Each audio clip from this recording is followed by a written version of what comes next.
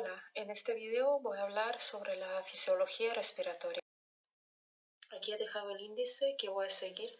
Primero hablaré sobre la anatomía funcional del sistema respiratorio, luego sobre la mecánica y el mecanismo de respiración, posteriormente de cada uno de los procesos de ventilación, perfusión y difusión, y al final voy a dar unas breves pinceladas sobre el transporte de gases. Anatomía del sistema respiratorio. Bueno, la función principal del sistema respiratorio es el suministro de oxígeno a los tejidos y órganos y la eliminación del dióxido de carbono. Existe respiración externa, que es el intercambio de gases entre el aire atmosférico y el interior de los alvéolos, y la respiración interna, que abarca el proceso del transporte de gases y el intercambio gaseoso a nivel tisular. Desde el punto de vista funcional, el sistema respiratorio, la vía aérea puede estar dividida entre la zona de conducción y la zona del intercambio gaseoso. La zona de conducción empieza con la nasofaringe, continúa con la faringe, la laringe, la tráquea, la división de la misma al bronquio principal derecho y el bronquio principal izquierdo, las divisiones bronquiales hasta la 17ª división bronquial, y es donde empiezan los bronquiolos respiratorios y la zona del intercambio gaseoso. Continúan como ductos alveolares, sacos alveolares y los alvéolos. Hablando de la anatomía, es importante destacar que los bronquios principales derecho e izquierdo tienen una anatomía distinta, de tal forma que el bronquio principal derecho va a ser más corto, ancho y recto que el izquierdo. Eso lo hace más propenso a los procesos patológicos, como por ejemplo neumonía broncoaspirativa, que afecta sobre todo al pulmón derecho. Y también en anestesia es importante porque se produce a veces intubación selectiva hacia el bronquio principal derecho. El principal músculo respiratorio va a ser el diafragma, el músculo inspiratorio. Otros músculos inspiratorios son músculos intercostales externos, y la expiración en reposo es un proceso pasivo. Sin embargo, a una expiración forzada van a contribuir los músculos interescalenos, los músculos intercostales internos y los músculos esternocleidomastoideos. Luego, hablando un poco de la histología, los alvéolos tienen dos tipos de células, que son neumocitos tipo 1, que crean un revestimiento y barrera alveolar, y los neumocitos tipo 2, que producen una sustancia llamada surfactante, de la que hablaremos más adelante. La mecánica de ventilación espontánea. La ventilación espontánea es ventilación a presión negativa. Aquí vamos a hablar de tres tipos de presiones. Una es la presión alveolar o la presión intrapulmonar, que es la presión dentro de los pulmones. La presión entre el pulmón y la caja torácica, que es la presión intrapleural. Y la diferencia de ambas, que es la presión transpulmonar. Entonces, antes de nada hay que decir que la presión intrapleural es siempre negativa.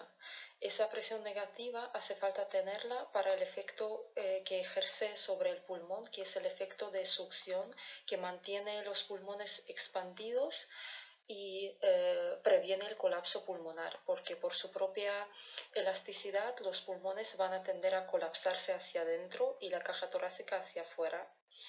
Esa presión intrapleural en ningún momento del ciclo respiratorio puede llegar a igualar a la presión atmosférica o a positivizarse en condiciones fisiológicas.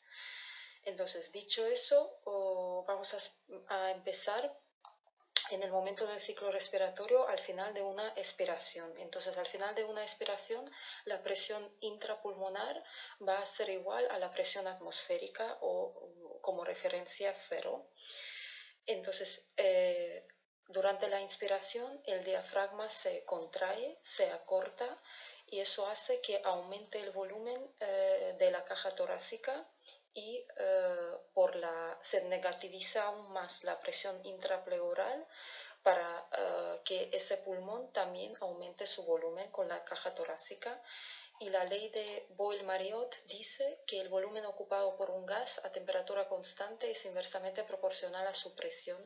Entonces, ese aumento del volumen va a conllevar a la disminución de la presión, en este caso de la presión tanto intrapleural, como hemos dicho, como intraalveolar. A la disminución de la presión intrapleural e intraalveolar. Entonces, esa presión intraalveolar se va a hacer subatmosférica y eso va a crear un gradiente entre la presión del gas atmosférico o gas en las vías aéreas altas y el pulmón. Entonces el gas, la mezcla gaseosa va a empezar a fluir dentro de los pulmones. Durante la expiración, el diafragma vuelve a su posición inicial, disminuyendo así el volumen de la caja torácica, tanto como el volumen del pulmón. Eso hace, otra vez según la ley de Boyle-Mariotte, que va a aumentar la presión. Entonces la presión dentro de los pulmones está ahora por encima de la presión atmosférica. Y eso hace que se revierte el gradiente de la presión entre la atmósfera y el pulmón y el gas empieza a fluir fuera.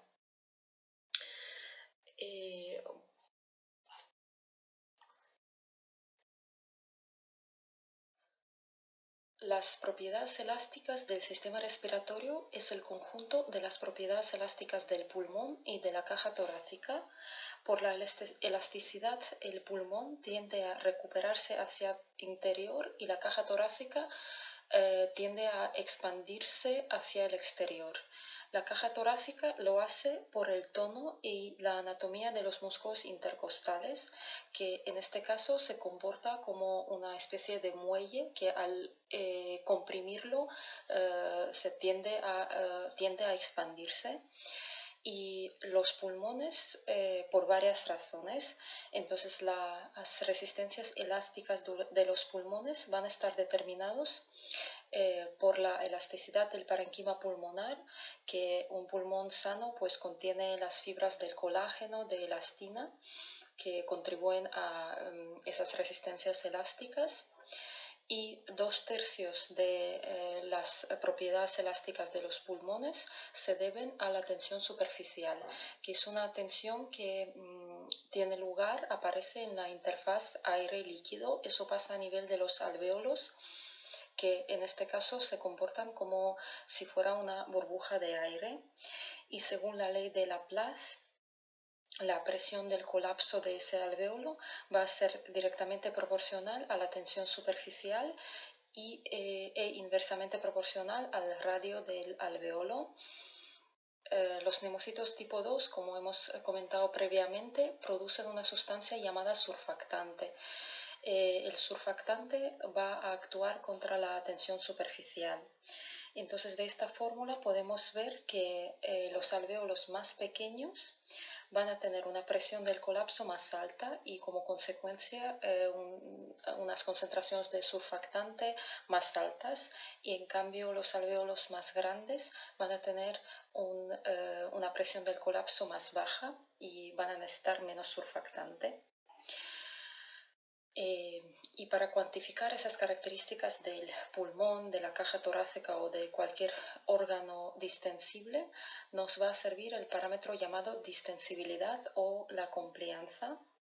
La complianza del pulmón es la capacidad de de distender, y es la inversa de la elastancia, que es la capacidad del pulmón de recuperar su forma inicial.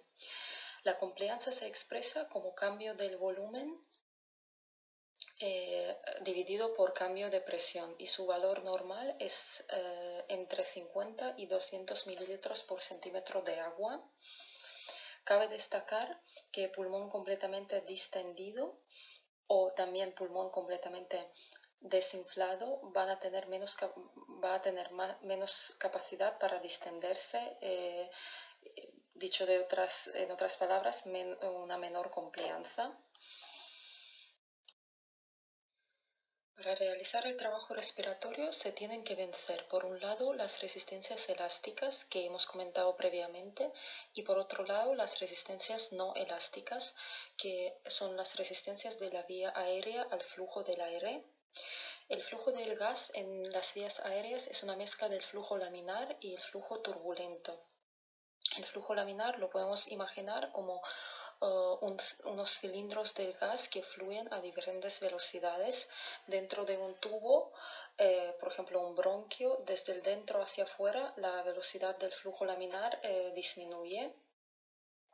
Y el flujo turbulento se caracteriza por movimientos aleatorios de moléculas de gas, y el flujo turbulento ocurre en ramificaciones donde hay, por ejemplo, obstrucciones, cambios bruscos del diámetro, cambios bruscos de la velocidad del flujo, y en las vías aéreas de gran calibre. Y en cambio el flujo laminar pues ocurre a nivel de las vías aéreas, los bronquiolos más pequeños. La resistencia al flujo de aire es directamente proporcional a la densidad de gas e inversamente proporcional a la quinta potencia del radio. La resistencia total en las vías aéreas, su valor está entre 0,5 a 2,5 centímetros del agua por litro por segundo. Intuitivamente podríamos pensar que la mayor resistencia va a ser a nivel de los bronquiolos más pequeños por su radio pequeño, pero no es así porque lo que se tiene en cuenta es el área de sección transversal total y no el radio de un bronquiolo por separado. Entonces la mayor contribución va a provenir de los bronquios de tamaño mediano, y en cambio los bronquios principales pues por su calibre grande van a tener menos resistencia, y los bronquiolos más pequeños por su gran área de sección transversal total van a tener también unas resistencias más bajas que los bronquios de tamaño mediano. Los volúmenes pulmonares, aquí podemos apreciar en ese diagrama famoso los volúmenes y las capacidades, que son las sumas de varios volúmenes más importantes en el sistema, bueno, para fisiología respiratoria. Nosotros vamos a hablar sobre todo de la capacidad funcional residual, que como podemos ver aquí es la suma del volumen de reserva expiratorio y volumen residual, que son unos 2.300 mililitros, y es el volumen pulmonar, como podemos ver también aquí, al final de una exhalación normal. Y también es el volumen con el que la retracción elástica del pulmón interna está en equilibrio con la retracción externa de la caja torácica, y a partir del cual se inicia la inspiración siguiente. La capacidad funcional residual va a cambiar según algunos factores. Va a influir el peso, la estatura, que las personas más altas van a tener CFR más alta, y las personas obesas pues CFR más baja. El sexo, que los hombres la tienen más alta más grande, más alta que las mujeres. La postura, en la postura erguida, la capacidad funcional residual va a ser mayor que en el decúbito. Algunas enfermedades pulmonares, como enfermedades pulmonares restrictivas, van a disminuir CFR, y el tono diafragmático, por ejemplo, en el caso de parálisis del frénico, pues lógicamente va a disminuir la CFR. Otro volumen es la capacidad de cierre, que es un volumen que está entre la capacidad funcional residual, es menor de la capacidad funcional residual y mayor que el volumen residual, y es el volumen pulmonar por debajo del cual aparece el fenómeno de cierre de la vía aérea. Normalmente este está por debajo de la capacidad funcional residual y se eleva con la edad, lo que también contribuye a la hipoxemia que puede aparecer con la edad. La ventilación pulmonar, ventilación minuto, es el producto de frecuencia respiratoria, que en reposo son unos 12-14 respiraciones por minuto, y volumen tidal o volumen corriente, que son unos 450-500 mililitros. En total está entre 4 y 5 litros por minuto. Sin embargo, no todo ese volumen tidal participa en el intercambio gaseoso. Una parte del volumen tidal, que se llama el espacio muerto, es el volumen que ocupa la zona de conducción. Entonces, no participa en el intercambio gaseoso y de ahí podemos ver que la ventilación alveolar es la ventilación solamente de las unidades donde se lleva a cabo el intercambio gaseoso y para calcularla pues tenemos que multiplicar la frecuencia respiratoria por el volumen tidal restándole el espacio muerto. Sin embargo, existe también el espacio muerto alveolar, que son los alvéolos que están ventilados pero no están perfundidos como si fuera una parte más de la zona de conducción. En condiciones fisiológicas es una fracción muy pequeña de los alvéolos y la suma del espacio muerto anatómico y el espacio muerto alveolar es el espacio muerto fisiológico. La ventilación de los pulmones, siguiendo el gradiente gravitacional, no es uniforme. Las bases pulmonares van a estar más ventiladas que los ápices. Eso se debe al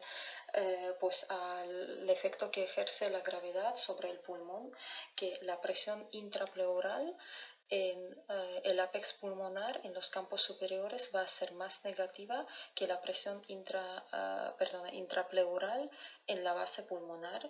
Y entonces, otra vez, según la ley de Boyle-Mariotte, esa presión muy negativa, con esa presión muy negativa, pues el volumen va a ser mayor. Entonces, los alvéolos en los campos superiores van a estar más distendidos y por eso menos distensibles que los alvéolos en la base pulmonar, donde por la presión, por así decirlo, más positiva, el volumen va a ser más pequeño, entonces son menos distendidos y más distensibles. Y pasamos a ver la perfusión pulmonar.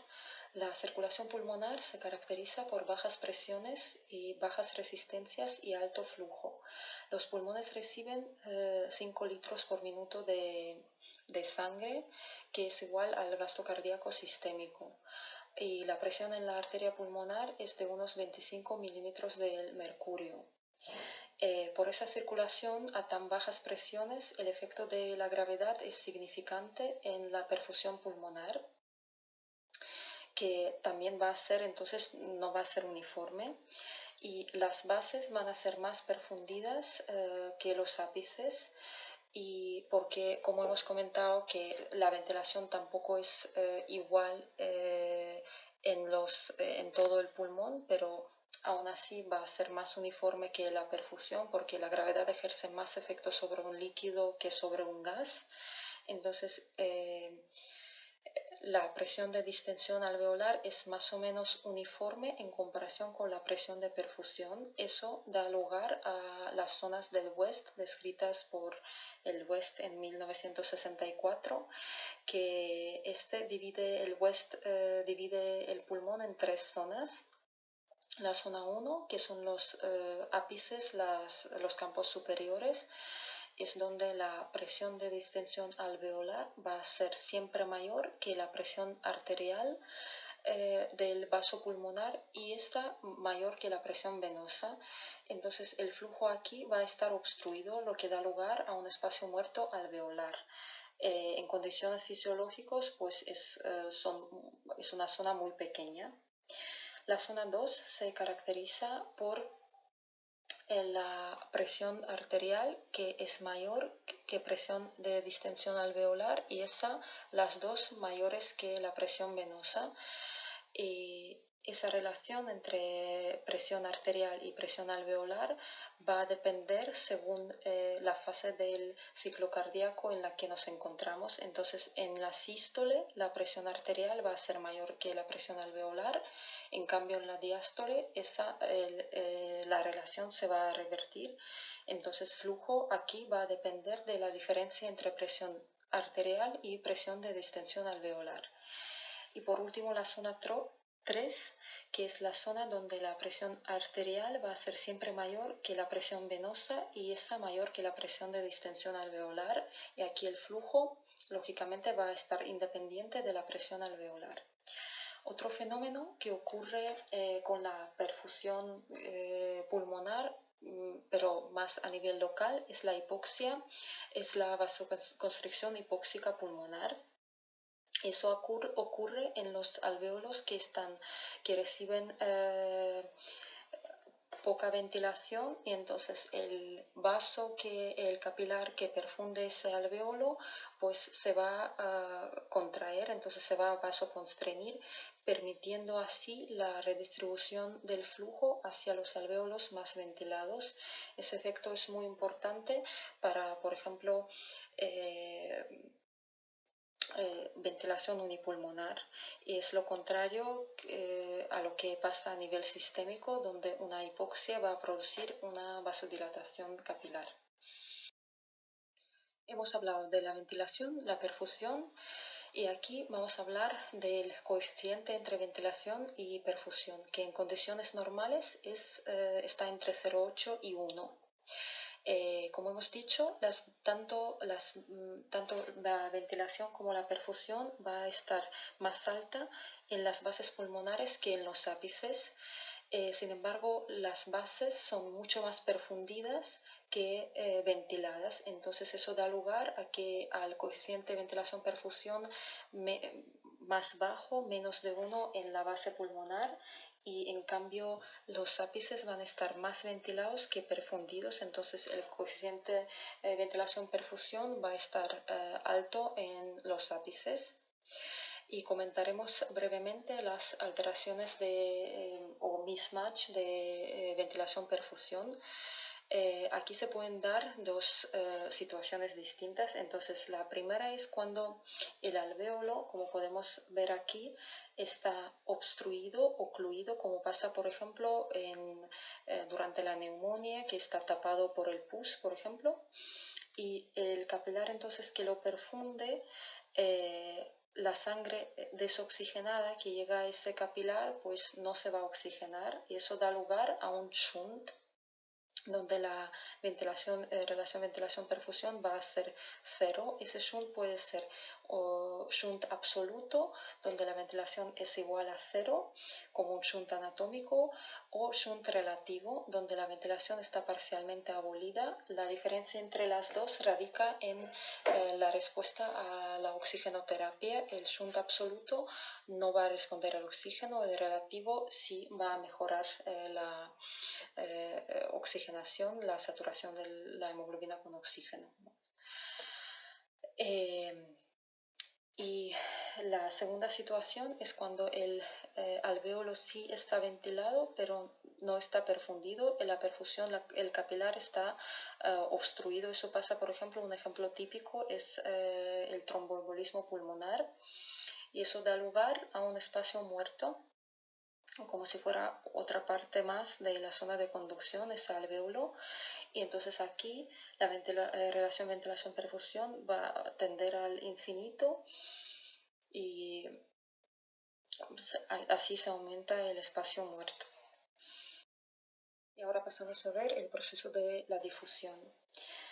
Para atravesar la membrana alveolo-arterial, el gas tiene que pasar primero por la capa de surfactante, por los neumocitos, por la membrana basal de los alvéolos, por el intersticio pulmonar, membrana basal del endotelio capilar y las células del endotelio capilar. La difusión va a depender de algunos factores. Esos factores describe la ley de Fick, que la difusión del gas va a ser directamente proporcional al área de superficie, va a ser directamente proporcional a la diferencia de concentración o gradiente alveolo arterial del gas en este caso, y va a ser inversamente proporcional al grosor de la membrana y al tamaño de la molécula. Y luego, para cuantificar la concentración del gas dentro de sangre, pues nos va a ser útil la ley de Henry, que dice que la concentración de gas en una solución es directamente proporcional a la presión parcial de este gas sobre el líquido. Sabiendo el contenido alveolar del oxígeno y el contenido arterial del oxígeno, se puede calcular el gradiente alveolo arterial del oxígeno, que su valor normal es entre 15-20 milímetros del mercurio. Transporte de gases. Primero vamos a hablar del oxígeno. El oxígeno, una vez en sangre, se transporta de dos maneras fundamentalmente: disuelto en sangre y unido reversiblemente a la hemoglobina. En cuanto al oxígeno disuelto, ese se rige por la ley de Henry, que la concentración de un gas en una solución es directamente proporcional a su coeficiente de solubilidad y la presión parcial de este gas en esta solución. El coeficiente de solubilidad del oxígeno es muy bajo, lo que hace que la fracción del oxígeno disuelto en sangre es una fracción muy pequeña, y la mayor parte del oxígeno se va a transportar unido a través de la unión reversible a la hemoglobina, lo que da lugar a la oxihemoglobina. La hemoglobina es una metaloproteína que contiene 4 grupos hemo y 4 cadenas proteicas. En el caso de la hemoglobina adulta son 2 cadenas alfa y 2 cadenas beta. El hierro que une al oxígeno está en su estado bivalente. Entonces, cada molécula de la hemoglobina tiene capacidad de unir hasta 4 moléculas del oxígeno. Al unir su primera molécula del oxígeno, la hemoglobina sufre un cambio conformacional que hace que la siguiente molécula se une con más avidez. A eso se le llama cooperatividad o cooperación positiva, que explica la forma sigmoidea de la curva de disociación de la hemoglobina. Y también hay que decir que un gramo de hemoglobina une entre 1,34 hasta 1,39 mililitros del oxígeno. La curva de disociación de la oxihemoglobina es un gráfico sigmoideo en el que podemos apreciar cómo depende la saturación de la hemoglobina con oxígeno, que está representada en el eje de ordenadas, de la presión parcial del oxígeno en la sangre arterial, que está representada en el eje de abscisas. Primero, si nos fijamos en la curva del centro y en su parte de arriba, que es la parte aplanada, podemos ver que nos estamos encontrando en un entorno con presión parcial del oxígeno alta y por tanto la saturación de la hemoglobina alta. Conforme vayamos bajando a la parte más pendiente, pues nos vamos a encontrar en un entorno de los distintos tejidos donde la presión parcial del oxígeno está más baja y le va a corresponder la saturación de la hemoglobina con oxígeno. Ahora bien, existen varios factores que van a disminuir o aumentar la afinidad de la hemoglobina al oxígeno, y eso va a conducir al desplazamiento a la derecha o a la izquierda de la curva de disociación de la oxihemoglobina.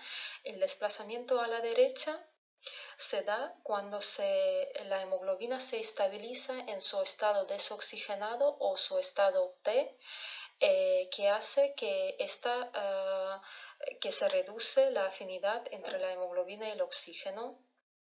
Los factores que afectan ese desplazamiento a la derecha son, por un lado, la acidosis o el aumento de la concentración de hidrogeniones y el aumento del CO2. A eso se le llama el efecto Bohr. El efecto Bohr es importante a nivel tisular y es donde hay más concentración de los hidrogeniones, y la hemoglobina, al unir hidrogenión, se comporta como una base. Eso la estabiliza en un estado desoxigenado y hace que libera el oxígeno con más facilidad. Otros factores que van a afectar el desplazamiento a la derecha es el aumento de la temperatura y el aumento del 2,3-difosfoglicerato, que es el producto intermedio de la glucólisis. Y por otro lado, el desplazamiento de la curva hacia la izquierda se da cuando aumenta la afinidad entre la hemoglobina y el oxígeno. Los factores que la desplazan a la izquierda son pues todo lo contrario al desplazamiento a la derecha. Entonces la disminución de la temperatura, la disminución de la concentración del CO2, la disminución de la concentración de 2,3-difosfoglicerato y el aumento de pH o alcalosis. Y por último vamos a hablar sobre el transporte del dióxido de carbono. El CO2 es el producto del ciclo de Krebs y de la glicólisis. El CO2 difunde más rápido que el oxígeno a través de las membranas. Existen tres principales vías del transporte de CO2 en sangre. Primero es el CO2 disuelto, que son unos 5% de la totalidad del transporte. En el caso del CO2, el coeficiente de solubilidad es más alto que el del oxígeno. La segunda forma es en forma del bicarbonato. Entonces el CO2 entra dentro de los hematíes y ahí se une con las moléculas de agua, dando lugar al ácido carbónico, que se descompone al hidrogenión y al bicarbonato. Esa reacción está catalizada por anhidrasa carbónica, que está dentro de hematíes en más concentración que en el plasma. Y entonces este bicarbonato, para salir del hematíe, se intercambia con los iones del cloro. A eso se le llama el desplazamiento del cloruro o el efecto de Hamburger.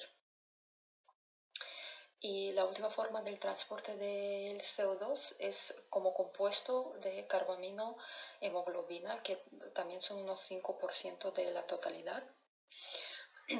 Aquí hay que decir que el sitio de unión a la hemoglobina es distinto del oxígeno. Y aquí tiene lugar el efecto de Haldane. El efecto de Haldane es en cierto modo parecido al efecto del Bohr, que sin embargo es importante en el extremo pulmonar. Y el efecto de Haldane dice que la hemoglobina desoxigenada, o sea, en su estado T, va a tener mayor afinidad por CO2 que la oxihemoglobina. Entonces, en los pulmones, donde la hemoglobina está en su estado oxigenado, o sea, une muchas moléculas de oxígeno, y eso va a hacer que va a perder su afinidad al CO2 y por tanto va a desunir el CO2 del compuesto carbamino-hemoglobina y va a dar lugar a una eliminación más eficaz del dióxido de carbono en los capilares pulmonares. Esto es todo. Aquí he dejado la bibliografía. Gracias por su atención.